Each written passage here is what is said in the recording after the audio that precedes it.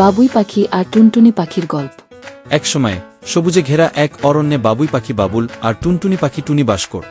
বাবুল তার অসাধারণ বাসা বোনার দক্ষতার জন্য বিখ্যাত ছিল, আর টুনি তার পাতা সেলাই করে ঘর বানানোর কৌশলে পারদর্শী ছিল। এক উজ্জ্বল সকালে বাবুল আর টুনির দেখা হলো অরণ্যের প্রান্তে। শুভ সকাল টুনি, বাবুল অভিবাদন জানালো।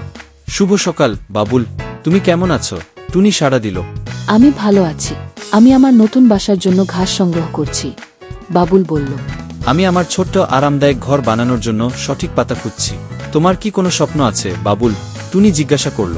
হ্যাঁ, আমি অরণ্যের সবচেয়ে সুন্দর বাসা বানাতে চাই, বাবুল উত্তেজিত চোখে বলল। টুনি সাড়া দিল। আর আমি বানাতে চাই সবচেয়ে আরামদায়ক ঘর। হয়তো আমরা একে অপরকে সাহায্য করতে পারি।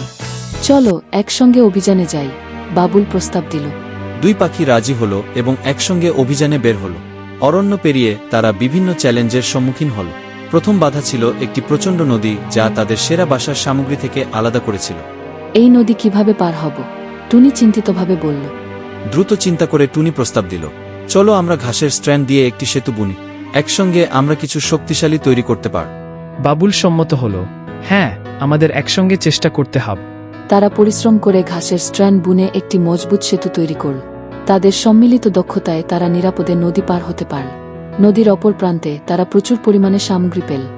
বাবুলের জন্য লম্বা মজবুত ঘাস আর টুনির জন্য বড় নরম পাত। তারা তাদের সামগ্রী সংগ্রহ করার সময় তারা সাহায্যের জন্য একটি চিৎকার শুনল। শব্দ অনুসরণ করে তারা দেখতে পেল একটি ছোট্ট চড়ুই কাঁটাঝোপে আটকে গেছে। ওহ না, আমাদের সাহায্য করতে হবে, বাবুল বলল। কোনো দ্বিধা না করে বাবুল তার শক্তিশালী ঠোঁট দিয়ে কাঁটা কেটে ফেলল। আপনাদের অনেক ধন্যবাদ, চড়ুই কৃতজ্ঞচিত্তে বল। আপনাদের সাহায্য ছাড়া আমি জানি না কি করতাম। তাদের দলগত কাজের জন্য গর্ব অনুভব করে বাবুল আর টুনি তাদের যাত্রা চালিয়ে গেল। এখানে একটি আদর্শ জায়গা আছে, বাবুল বলল। এই উঁচু মজবুত গাছ আমাদের জন্য উপযুক্ত হবে। হ্যাঁ, এটা সত্যিই সুন্দর, টুনি সাড়া দিল। বাবুল তার বাসা গাছের শাখায় বুনে তুলল, যা বাতাসে মৃদুভাবে দুলছিল।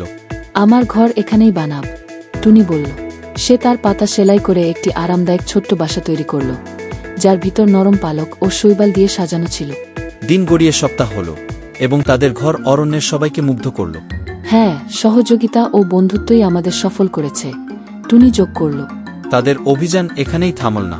বাবুল আর টুনি অরণ্য আরও এক্সপ্লোর করল, নতুন চ্যালেঞ্জের মুখোমুখি হল এবং নতুন বন্ধু বানাল। তারা শিখল যে সহযোগিতা ও বন্ধুত্ব যে কোনো বাধা অতিক্রম করতে পারে, তা যত বড় বা ছোটি হোক না কেন। গল্পের নৈতিকতা: প্রকৃত বন্ধুত্ব ও সহযোগিতা যে কোনো চ্যালেঞ্জ অতিক্রম করতে এবং দীর্ঘস্থায়ী সৌন্দর্য ও সামঞ্জস্য তৈরি করতে পারে।